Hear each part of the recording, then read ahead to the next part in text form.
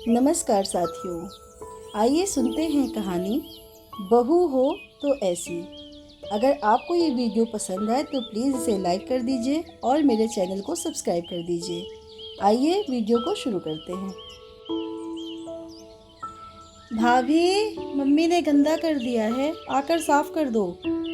छोटी ननंद की आवाज़ आई तो वह हड़बड़ाई सी आटा गूंथना रोककर हाथ धोकर सास के कमरे में भागी। देखा तो तीनों नंदें आराम से पास पड़े सोफे पर फैली हुई थी। इतनी आवाजें लगाई तब आई हो? छोटी ननंद भुनकते हुए बोली। दीदी, मैं आटा गूंथ रही थी। हाँ, काम तो बस आप ही करती हो, मुंह बनाते हुए बाहर चल दी। पीछे पीछे दोनों नंदे भी खिसक ली कि कहीं अनु माँ के कपड़े बदलवाने में उनसे मदद न मांग ले। अनु ने फुर्ती से सफाई कर सास के कपड़े बदले।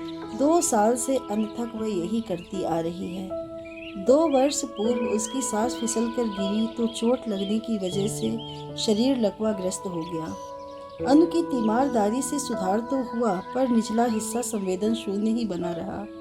लिहाजा उनके दैनिक कर्म अनु ही कराती और सफाई करती। खान पान में थोड़ी भी बदपरहेजी से सास को लूज मोशन होने लगते या फिर बार बार पेशाब आता, तब अनु की जान पर ही बनाती। सास की तीमारदारी में लगे लगे वह खुद को भूल चुकी थी। सास की सफाई के बाद उनके कपड़े धोकर डाले, फिर दोबारा नहाकर किचन में पहुंची तो देखा बड़ी ननंद बड़बड़ा रही है। अनु, 10 बजने आए और तुमसे अभी तक नाश्ता नहीं बन सका। हद होती है काम चोरी की। मैं अभी बनाती हूँ दीदी। सब्जी तो छौंक दी थी, आटा गूंथ रही थी कि मम्मी की सफाई के लिए जाना पड़ा। अभी पराठे सेकती हूँ। तुम तो रहने ही दो। माँ का बहाना बनाकर तुम अपनी भड़ास इस तरह निकालती हो। नंदों का आना भाजो नहीं रहा तुम्हें? ठीक है भाई, अब खुद ही बना खा लेंगे, तुमसे तो हो नहीं रहा। अपमान से जल उठी अनु, आंखें छलछला आईं। चुपचाप पराठे सेकने में जुट गई। 10 दिनों से उसकी दोनों बड़ी नंदे बच्चों समेत मम्मी को देखने आई हैं। सास, ससुर, पति और एक छोटी ननंद के अलावा अब दोनों नंदे और उन दोनों के 2-2 बच्चे भी थे, जिनका ख्याल अकेले अनु को ही रखना था। छोटी ननंद अभी पढ़ रही है, लिहाजा काम में कोई हाथ नहीं बटाती।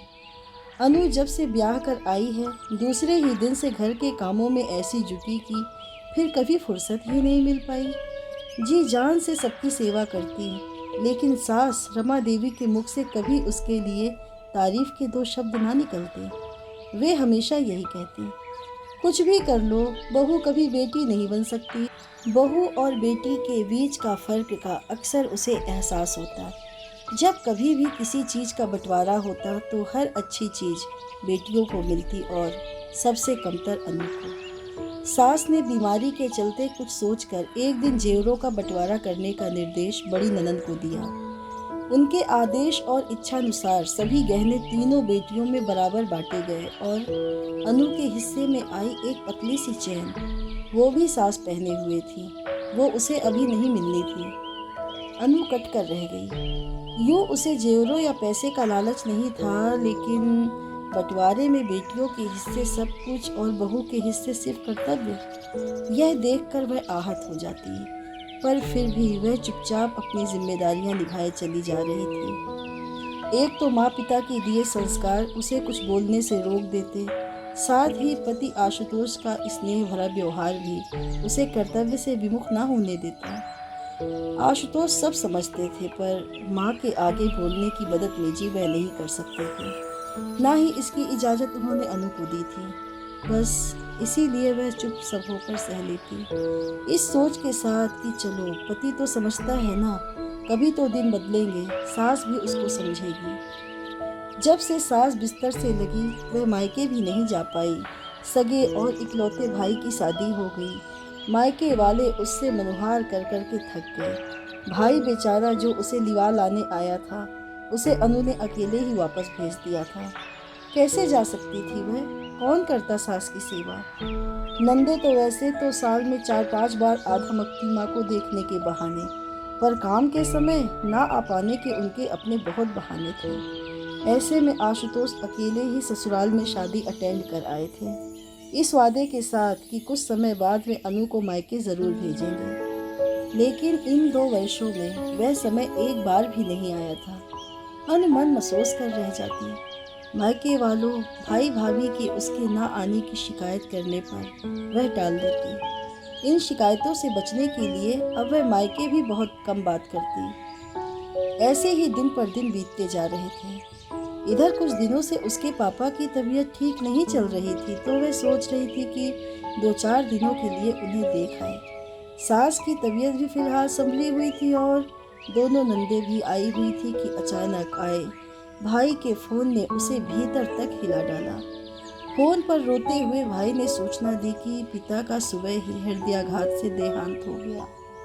उसके आंसू रुक नहीं रहे थे। आशुतोष को फोन पर गिड़गिड़ाते हुए सा कहने लगे, प्लीज अब तो जाने दीजिए, कुछ दिन मम्मी जी को दीदी लोग देख लेंगी। अब भी ना गई तो परिवार समाज कहीं मुंह दिखाने लायक नहीं रह जाऊंगी।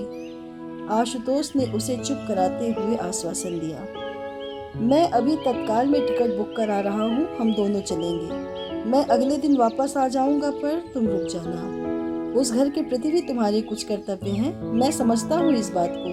तुम जाने की तैयारी करो। नंदो और सास ने उसके पिता के गुजरने की खबर सुनी तो उन सबके मुंह बन गए, लेकिन इस बार वे कुछ कह नहीं सकती थी, परिस्थिति ही ऐसी थी। उसे मायके छोड़ आशुतोष अगले ही दिन वापस आ गए थे। माँ के सभी काम जो अकेले अनु करती थी, तीनों बहनों और आशुतोष ने बांट लिए थे। फिर भी क्योंकि आदत नहीं थी काम करने की, तो हमेशा कमियां रह जाती। सबसे बड़ी दिक्कत थी माँ को बिस्तर पर नित्य कर्म करवा कर सफाई करना। सुबह आशुतोष की मदद से जैसे तैसे काम हो जाता, पर बाकी पूरे दिन बीमार बुढ़िया मलमूत्र रोके किसी तरह पड़ी रहती। बेटियों ने खाने पीने पर भी पाबंदी लगा दी थी। आप मीठा मत खाओ माँ, फिर दस्त लग जाएंगे आपको, कौन बार बार साफ करेगा। यह मत खाओ, वो मत खाओ, सुन सुन कर बुढ़िया मन मार कर ही रह जाती। बहुत कष्ट से दिन कट रहे थे। अनु के जाने के चौथे दिन ही अनु की बड़ी ननद तो बच्चों की पढ़ाई का बहाना बनाकर निकल ली। छोटी ननद ने मजली को अल्टीमेटम दे दिया, आप नहीं जाओगी बहाना बनाकर बड़ी दीदी की तरह, मैं कैसे संभाल लूंगी माँ को। भाभी मत समझना मुझे, मैं नहीं कर सकती इतना काम। सास सब सुन रही थी, समझ रही थी।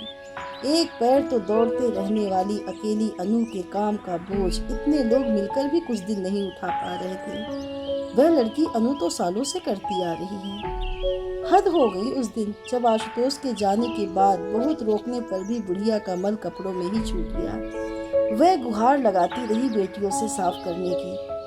मजली ननद ने अपनी तबीयत खराब होने का बहाना कर काम छोटी पर खिसका दिया। छोटी तुनक पड़ी, माँ मुझे उल्टी आती है, मैं नहीं कर सकती, भैया के आने तक वेट करो। आखिर आशुतोष ने आकर माँ की साफ सफाई करी।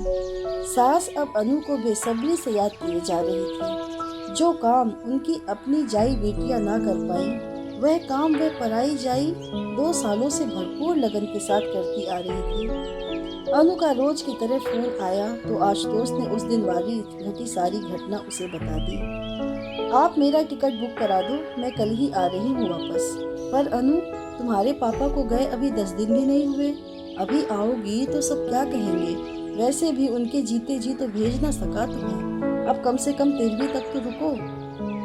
आशु, पापा तो चले गए, अब मैं यहाँ रुकूं ना रुकूं, इससे उन्हें क्या मिलने वाला है अब। लेकिन मम्मी जी तो सामने हैं, उन्हें इस हाल में कैसे छोड़ दूं।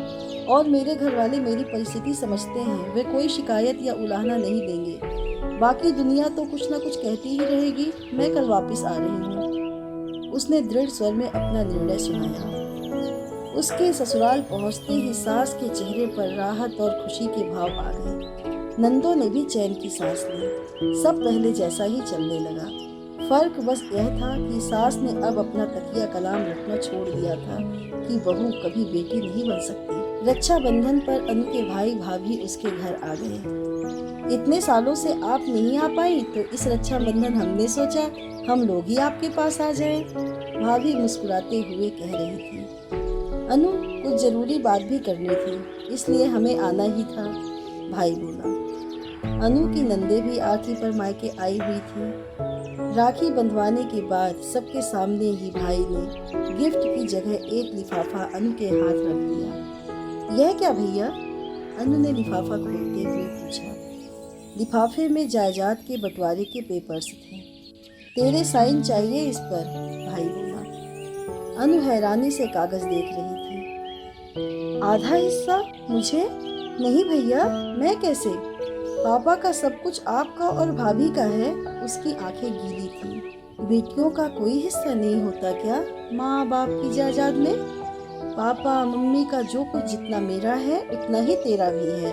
तेरी भाभी का भी यही मानना है। अब जल्दी से साइन कर इस पर। ना भैया, बेटियों का हिस्सा सिर्फ जायदाद में नहीं होता, कर्तव्यों में भी होता है। मैं कहाँ कुछ कर पाई मम्मी पापा के लिए।